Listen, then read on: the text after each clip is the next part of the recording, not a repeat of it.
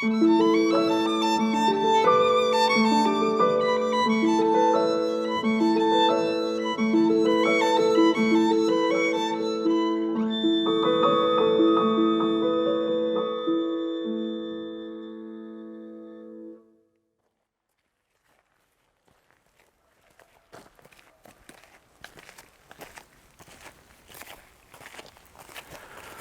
fiecăruia dintre noi, ca ființă umană, se desfășoară între obișnuințe și tentația pentru noutate.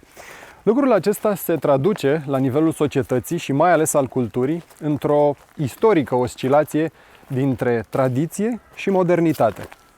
De puține ori s-a întâmplat însă ca omul să înțeleagă că adevăratul progres a apărut doar dintr-o justă îmbinare între aceste două elemente și că, de fapt, cele două nu pot exista unul fără celălalt. Este felul în care se nasc adevăratele valori și de aceea când găsești un loc în care această fericită îmbinare se întâmplă, simți cum parcă pășești într-o capodoperă.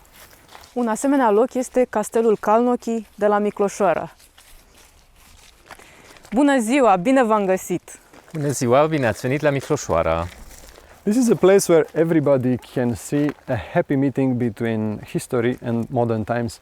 And you are the one that managed to make this happen. Well, we take our culture and the history very seriously. The important thing is to keep the right, or to create the right balance between the traditions and history and what you might call modern times, let's just say it's present and the future. And this is something that everybody who steps into this beautiful park and who gets close to this castle can see, because you would say that it's only tradition here, but the way that the things are shown to the public, it's really part of the modern approach to getting this value known to everybody. Well, obviously, we're living in modern times, and we want to use this, and we want to create a future based on our culture and our history. But I think it's very, very important to stick to all the details of the cultural values that we can take from the past and take them over to the future. And this is very crucial, because if you come to a place like this and see a building like this, you really need to focus on its inheritance and in all the work that has been done by so many generations before us, and you have to respect that. I think that's the first thing you have to do, the first approach. And not only if it's a castle, but also if it's a beautiful house in the village. First, have a look at what actually did the previous owners, the generations before us, and try to take all the value out of that, meaning to take a great attention to detail and to really have a look in depth, to do all the research and to get a picture of what the taste of these people was. All the generations before us, they added their taste and they had their culture, their identity.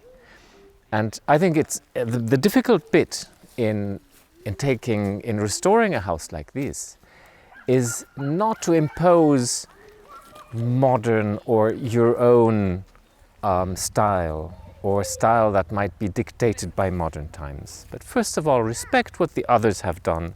Don't reinvent anything. You're really speaking as a professor of aesthetics, because what you are saying, it's perfectly valuable regarding any masterpiece in music, in plastic arts, in architecture, and somehow in managing our lives. Usually when this type of historical buildings are remade, they are turned into some kind of boutique hotels, but you had this idea of transforming it into a museum. I wanted to share this with as many people as possible, and not to make an elitistic boutique hotel, but really to show, especially in a context as Romania, where this type of culture has been lost, to share to as many people as possible what the culture was 100 or 300 or 400 years before us.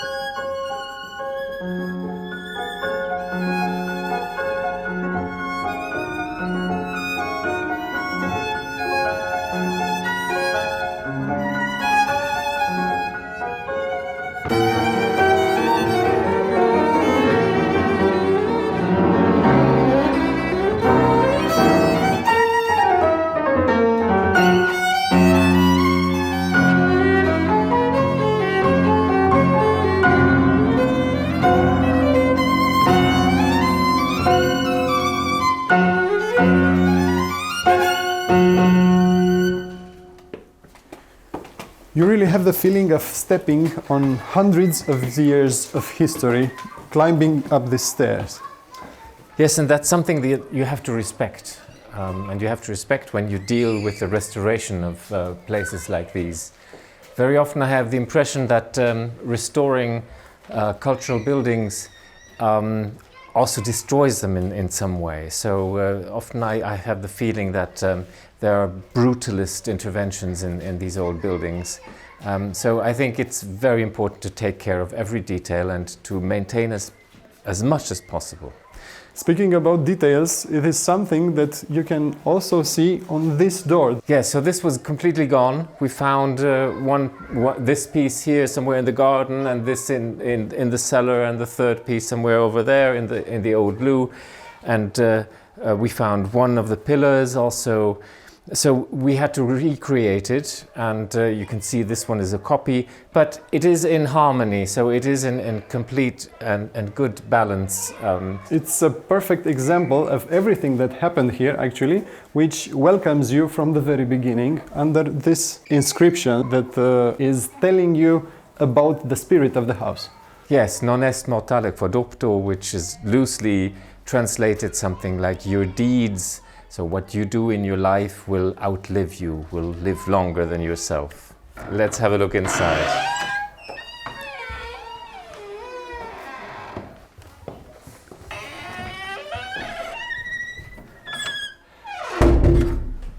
We try to show in the house the different styles of living from last century over to the Renaissance time, so 400 years ago. The whole house is from 1648, which is Renaissance, and then it changed into Baroque, and then it changed to Biedermeier, and then Biedermeier changed into Altdeutsch, and now we're in the present times. But this was not reflected in this house. It's very educational what you are trying to do here, ultimately. Yes, but it's not. So it is a living space. So it's not just vitrine and science, you know, of archaeology or whatever. But it's more like the living culture of how did people live in such a house. So it's not an ethnographic museum. This is actually what is impressing the viewer. You really feel that you are stepping inside somebody's home.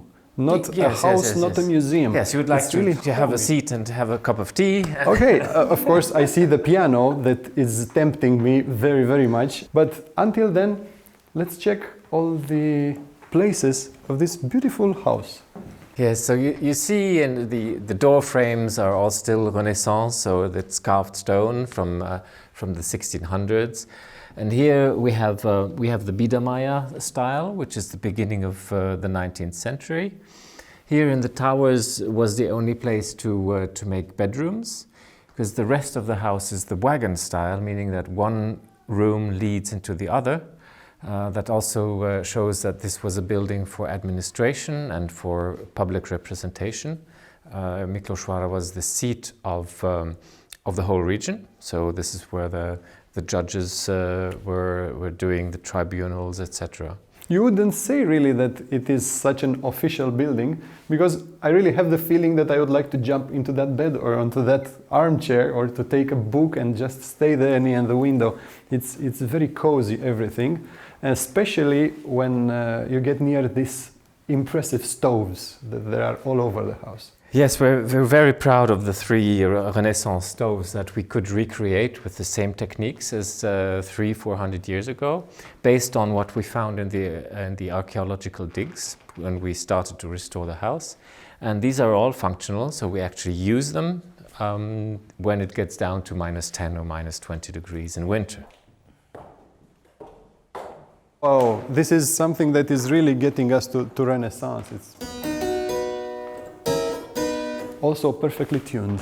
Yes, this is a concert cembalo, which is a replica of the 17th century, which is perfectly in good shape and which can be used for concertos. Above the cembalo, you'll have one of our ancestors, Ștefan Kálnoky, who was Chancellor of Transylvania and who helped to chase the Turks out of the country for good. They did never return, and that's when the Habsburgs took over.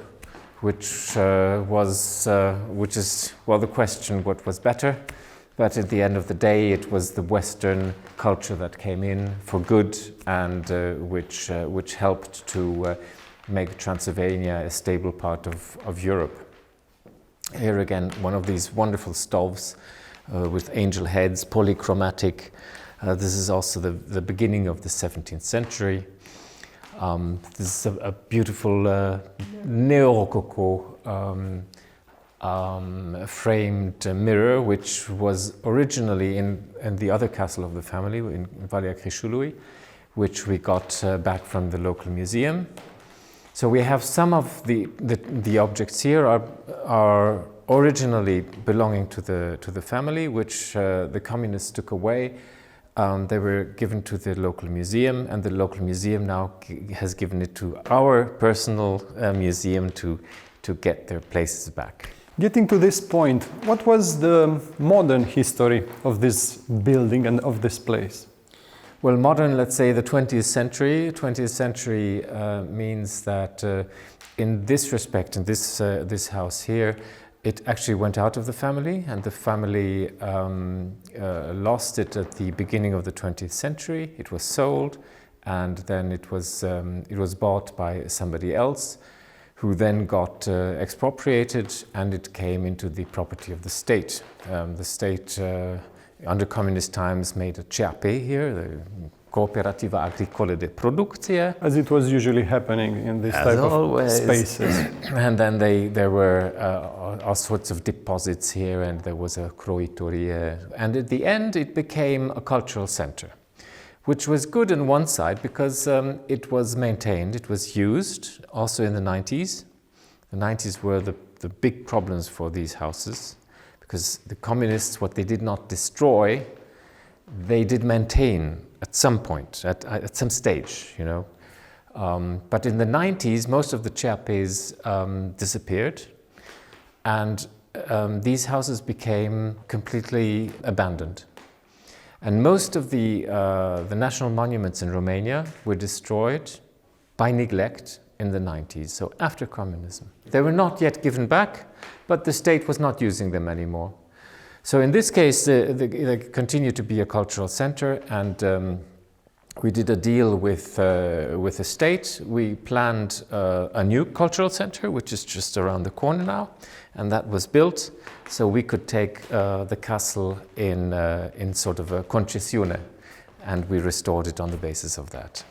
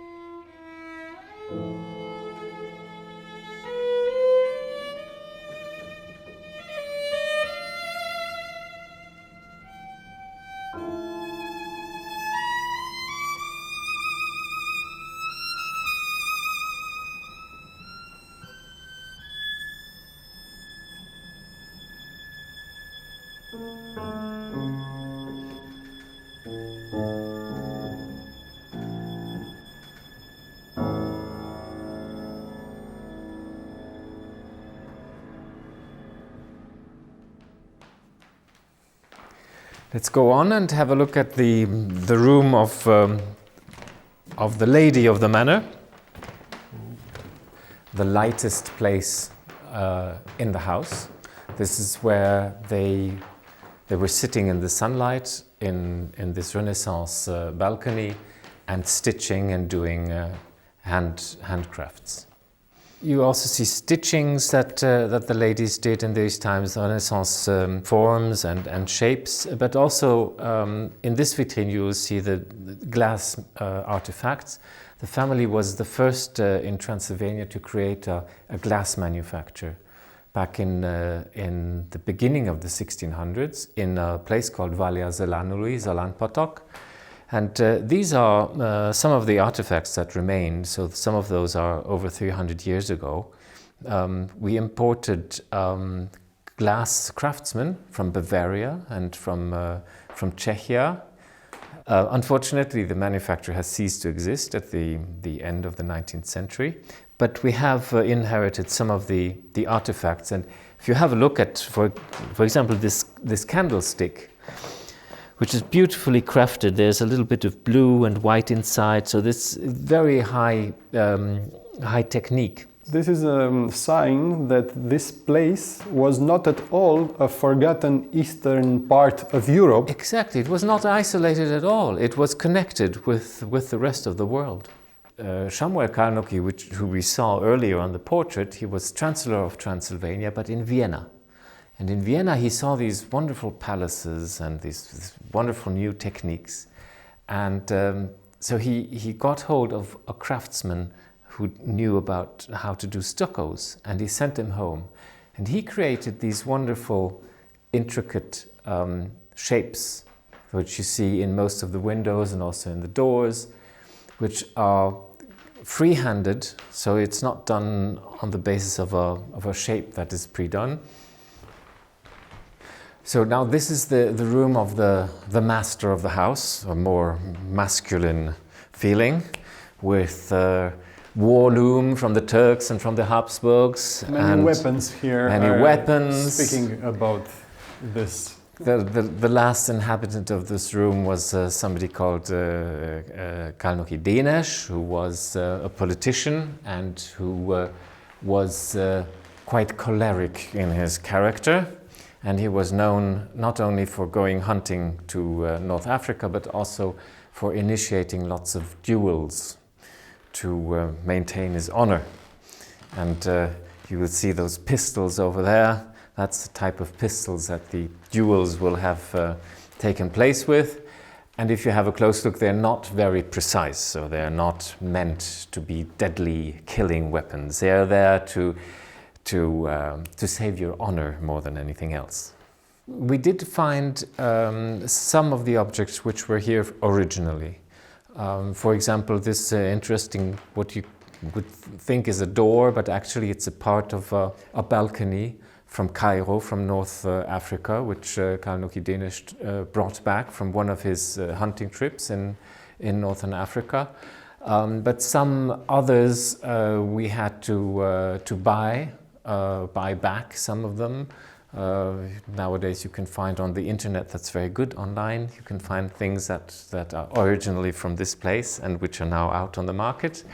This is again an example of blending tradition with modernity, and everything ends up in a place like this where you really feel like home. Again, in this room, I have the feeling that I can just have a seat. Well, let's do that in the next room then. Please have a seat here in this corner.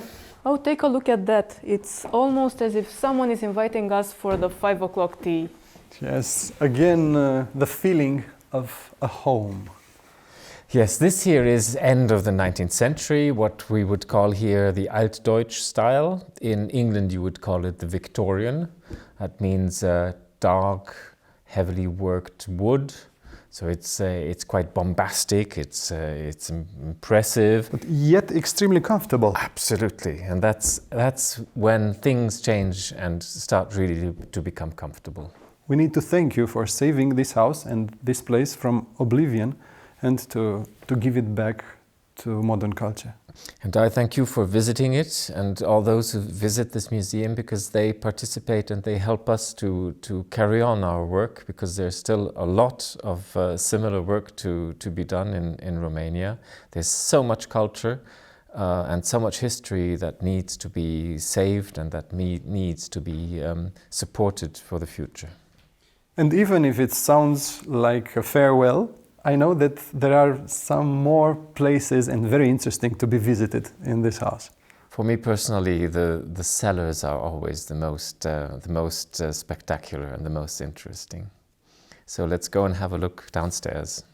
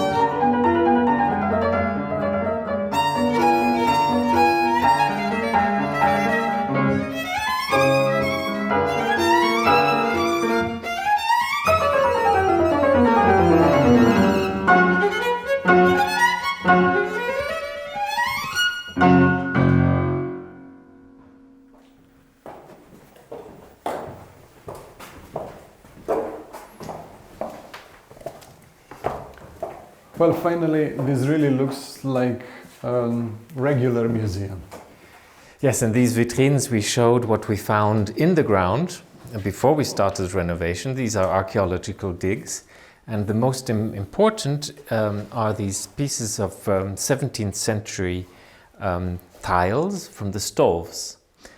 Very richly decorated, and on the basis of these little bits and pieces we could actually reconstruct the big stoves that you found in the main rooms upstairs. Wow, this really was a scientific approach. Well, it's very important if you deal with a building like this to have a thorough look beforehand to see what it was like originally. That means you have to do the archaeological digs and you have to do works in the archives.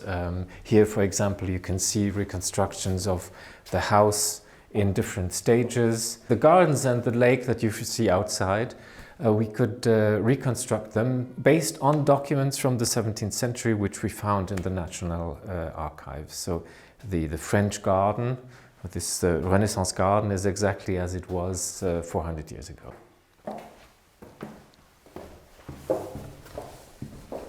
I personally prefer the spaces below stairs because that's where the real life was taking place, where the work was happening, and as you will see in a moment, also where the real parties took place and where the real life was. Here, this is a typical castle kitchen with the old stove and baking bread and cooking and all the utensils required for that. What is, again, very nice is the fact that they are still used, as far as we see. It's all functional, yes. It's all functional, being used from time to time when required, but not on a constant basis.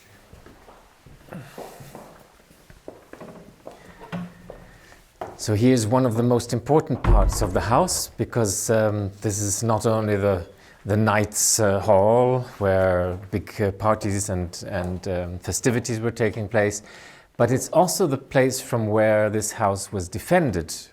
In the old times, you didn't have police or gendarme or any state authority which would protect you. And all the time there were gangs and bandits coming, or Tatars, from which you had to protect yourself. And so in the cellar there were shooting embrasures. Some are still around, which I'll show you at the end of the house. So this is also the reason why there is a well for water inside of the house, in the cellar.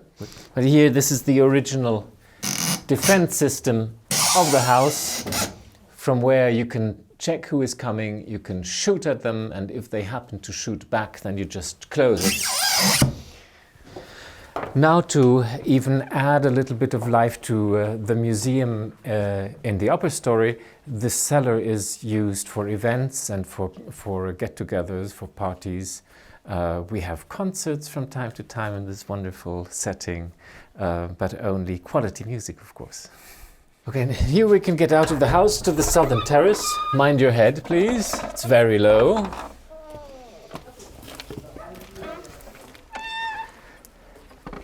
This is the southern terrace, where you have this Renaissance balcony, which is very important because you see it is built on a cannon. It's a stylized cannon with lions, the symbols of power, and the cannon which is loaded, showing to the south from where the Turks used to come. This was built by Samuel Kálnoky. You see his initials on top, where after he had his last victory over the Turks. This is a symbol that he's ready, and it's a very clear symbol that he would be ready to welcome them again. Exactly, in his own personal style. But anyway, this is leading to this incredibly beautiful lake and garden. All this was recreated on the basis of the descriptions we found in the archives from the end of the 17th century. When you restore something, you have to keep the feeling of the time that has passed. I grew up in Western Europe, but in old houses that were never really renovated in one big restoration. They were just maintained and carefully taken care of. It's so important to keep the patina, the spirit of time that has passed. And this is the way actually you can have this expression continuously, and when you reach these modern times, you get to this definition that Prince Charles is saying it very beautifully about Romania, especially timelessness. I have the feeling of timelessness here in this place.